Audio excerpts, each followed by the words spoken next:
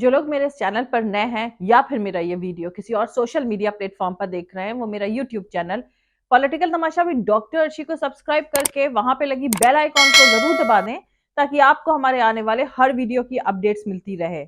और दोस्तों, अगर आपको हमारे वीडियोस इंफॉर्मेटिव लगते हैं, आपको हमारा काम पसंद आता है, तो आप अपने इस चैनल को सपोर्ट कर सकते हैं इसके पेट्रॉन बन करके।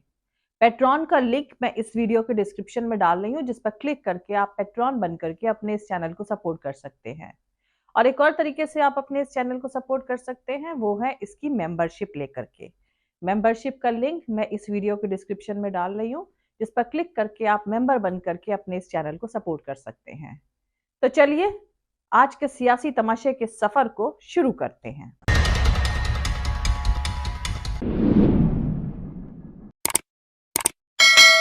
कुछ दिन पहले एक पॉलिटिकल बायोग्राफी पढ़ रही थी, जिसमें लिखा था कि वो एक आइडियल पॉलिटिशियन की डेफिनेशन को सिग्निफाई करते हैं।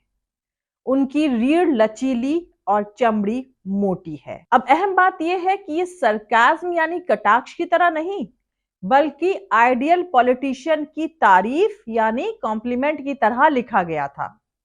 ऑथर की माने तो जैसे पियानो बजाने वाले की उंगली लंबी, क्रिकेट में बैट्समैन की बाहें मजबूत, घड़ी साज यानी घड़ी की मरम्मत करने वाले कारीगर की आंखें बारीक, तबला बजाने वाले की हथेली सख्त, चोर के कदम हल्के, हलवाई की नाक तेज, फेरी वाले की आवाज ऊंची होना बेहतर होता है, उसी तरह एक आइडियल पॉलिटिशियन की रीढ़ लचीली और चमड़ी मोटी होना बेहद जरूरी क्वालिटी यानी बेहद जरूरी मेरिट और कैरेक्टर होता है। तो दोस्तों, एक काफी अच्छी फिल्म है जिसमें एक शख्स की नौकरी लगती है। उसको दिल्ली के उस इलाके में जहां तमाम सांसद रहते हैं, वहां से बंदर भगाने होते हैं। उसकी ट्रेनिंग में उसे बंदर से बातचीत करना सिखाते हैं। बंदर की तरह आवाज निकालने की वो दिन रात रियाज करता है, मगर उससे बंदर की आवाज नहीं निकलती है। हर महीने उसकी सैलरी काट ली जाती है। आखिर में वो शख्स एक तरकीब निकालता है। वो एक लंगूर का गेटअप यानी भेष धारण कर लेता है और फिर बंदरों के बीच लंगूर बन करके बंदरों को भगाता है। खैर, जैसा किताब में बताया गया है कि आइडियल पॉलिटिशियन की रीढ़ लचीली और चमड़ी मोटी होना बेहद जरूरी होता है, वैसे ही कहा जाता है कि जैसा नेता होता है वैसे ही उसके फॉलोवर्स होते हैं। चलती ट्रेन में आरपीएफ कांस्टेबल चेतन चौधरी ने अपने सीनियर को मौत के घाट उतारने के बाद अलग अलग बोगियों में जाकर 3 मुसलमान मुसाफिरों को गोली मारकर उनको खत्म कर दिया। अब नए भारत की आवाम को यह बताया जा रहा है कि उसकी दिमागी हालत खराब थी, लेकिन दुनिया अच्छी तरह से जानती है कि 2020 में मोदी सरकार के मंत्री और सत्तारूढ़ पार्टी के सांसद के सपोर्टर्स पब्लिकली यानी खुले तौर पर गोली मारो का नारा दे रहे थे, लेकिन मंत्री जी उन्हें रोकने के बजाय खुद चुप रहकर उनको सपोर्ट दे रहे थे। इसी पार्टी के सबसे बड़े नेता जब मुसलमानों को कपड़ों से पहचानने की सलाह दे रहे थे, तो उनकी दिमागी हालत की जांच की बात कभी क्यों नहीं करी गई। वहीं दूसरी तरफ हरियाणा में नूह वायलेंस के मामले में 45 एफआईआर दर्ज हुई हैं, जिनमें बजरंग दल और वीएचपी से जुड़े किसी भी शख्स का नाम नहीं है और ना ही इन दोनों ऑर्गेनाइजेशंस को किसी वायलेंस के मामले में नामजद किया गया है। माइनॉरिटी कम्युनिटी के लोगों को ही धमकाया जाएगा, उनको उकसाया जाएगा, दंगों में मुसलमानों के घर, उनकी ही दुकानों को जलाया जाएगा और फिर उनको जेल में भी डाल दिया जाएगा। लंबी लड़ाई के बाद अदालत से बाइज्जत बरी भी होंगे, मगर तब तक उनकी जिंदगी के कई साल बर्बाद हो चुके होंगे। यह पैटर्न सदियों से चला आ रहा है और शायद चलता ही रहेगा। मुसलमानों के घर बुलडोजर चलाकर तोड़ दिए गए। दंगाई बिट्टू बजरंगी और मोनू मानेसर के घर पर कब बुलडोजर चलाएगी हरियाणा सरकार में, यह बताने की हिम्मत नहीं है। एक देश दो कानून। नए भारत में कमजोर को कुचलना ही रिवायत बन चुकी है। दोस्तों, रिपोर्ट्स के मुताबिक एडमिनिस्ट्रेशन ने मुसलमानों के खिलाफ एक तरफा कार्रवाई करते हुए 200 घरों पर बुलडोजर चलाया है। एडमिनिस्ट्रेशन ने हरियाणा के नूह जिले में जुमे यानी फ्राइडे को कार्रवाई करते हुए कई मकान और ढांचे तोड़ दिए हैं। नूह में शुरू हुई कम्युनल वायलेंस पड़ोसी जिले गुरुग्राम तक फैल गई थी। इस हिंसा में 6 लोग मारे गए हैं, जिनमें 2 होमगार्ड्स भी शामिल हैं। हरियाणा के होम मिनिस्टर अनिल विज के मुताबिक अब तक 202 लोगों को गिरफ्तार किया गया है और 80 को हिरासत में लिया गया है। नूह जिले में 31 जुलाई को विश्व हिंदू परिषद और बजरंग दल के आह्वान पर हो रही यात्रा के दौरान हिंसा हुई थी। हरियाणा के नूह जिले में लोकल एडमिनिस्ट्रेशन ने इलीगल कंस्ट्रक्शन पर बुलडोजर चलाने का काम किया है। यह कार्रवाई नरहर मेडिकल कॉलेज के पास करी गई है, जहां तकरीबन 45 दुकानों को तोड़ा गया है। न्यूज एजेंसी एएनआई के मुताबिक नरहर मेडिकल रोड पर इलीगल कमर्शियल दुकानें बनी हुई थी, जिनमें तकरीबन 45 दुकानों पर कार्रवाई करी गई है। दोस्तों, जहां एडमिनिस्ट्रेशन बुलडोजर चलाने की कार्रवाई कर रहा है, वहां से नलहट शिव मंदिर की दूरी तकरीबन 2 किलोमीटर की है। मंडे को धार्मिक यात्रा इसी सड़क से गुजरी थी और यहीं कम्युनल वायलेंस हुआ था। नूह जिले के एसडीएम ने न्यूज एजेंसी से बात करते हुए कहा है कि मुख्यमंत्री मनोहर लाल खट्टर जी के आदेश पर कार्रवाई करी गई है। 2.5 एकड़ में एनक्रोचमेंट यानी अतिक्रमण था।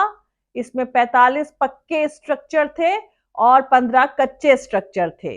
ये सारे इलीगल कंस्ट्रक्शन थे।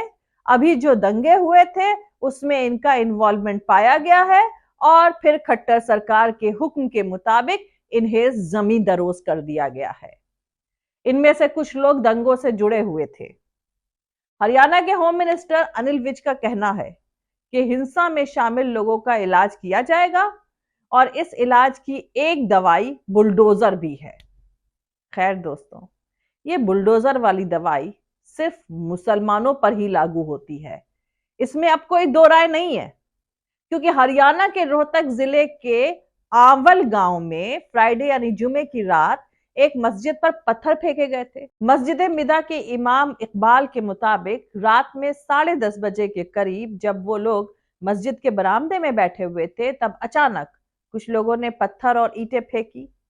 वो लोग भागकर कमरे के अंदर चले गए और फिर कमरे की कुंडी लगाकर पुलिस को फोन किया। इमाम के मुताबिक खबर मिलते ही 10 से 15 मिनट में पुलिस मौके पर पहुंच गई थी और अब 8 से 10 पुलिस वाले मस्जिद की सिक्योरिटी में तैनात हैं।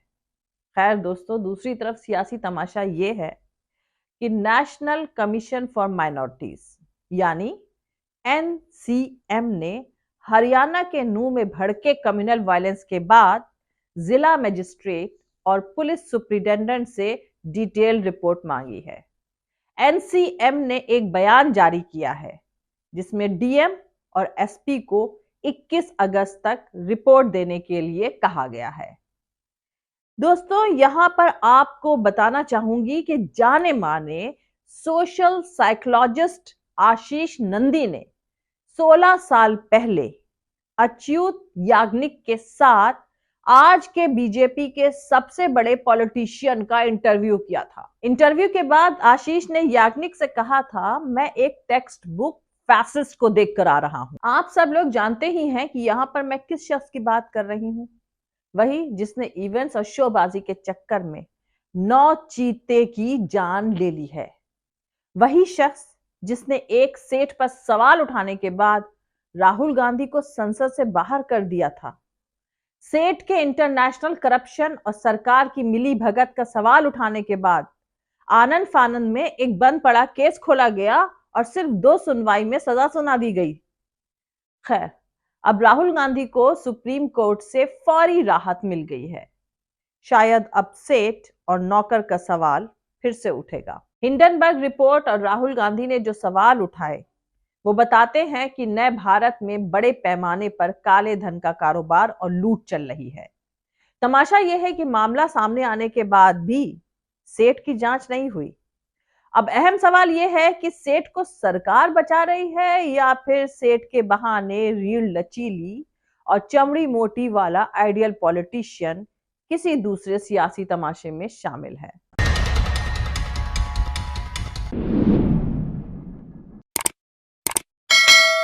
मिलते हैं अगले वीडियो में किसी दूसरे नए सियासी तमाशे के साथ। जय हिंद, सत्यमेव जयते, अल्लाह हाफिज। दोस्तों, हमारा पूरा वीडियो और दूसरे और वीडियोस देखने के लिए हमारा YouTube channel political Tamasha with doctor Arshi को सब्सक्राइब करके वहां पे लगी बेल आइकॉन को जरूर दबा दें ताकि आपको हमारे आने वाले हर वीडियो की अपडेट्स मिलती रहे। और दोस्तों, अगर आपको हमारे वीडियोस इंफॉर्मेटिव और हमारा काम पसंद आता है तो आप अपने इस चैनल को सपोर्ट कर सकते हैं इसके पेट्रॉन बन करके। पेट्रॉन का लिंक इस वीडियो के डिस्क्रिप्शन में दे दिया गया है। और एक और तरीके से आप अपने इस चैनल को सपोर्ट कर सकते हैं, वो है इसकी मेंबरशिप लेकर के। मेंबरशिप का लिंक भी इसी वीडियो के डिस्क्रिप्शन में डाल दिया गया है, जिस पर क्लिक करके आप अपने इस चैनल के मेंबर बन करके इसको सपोर्ट कर सकते हैं। और आप हमें फॉलो भी कर सकते हैं हमारे ट्विटर, इंस्टाग्राम और फेसबुक पेज पर। मेरा ट्विटर हैंडल है @arshi aziz khan। Thank you. मिलते हैं अगले वीडियो में।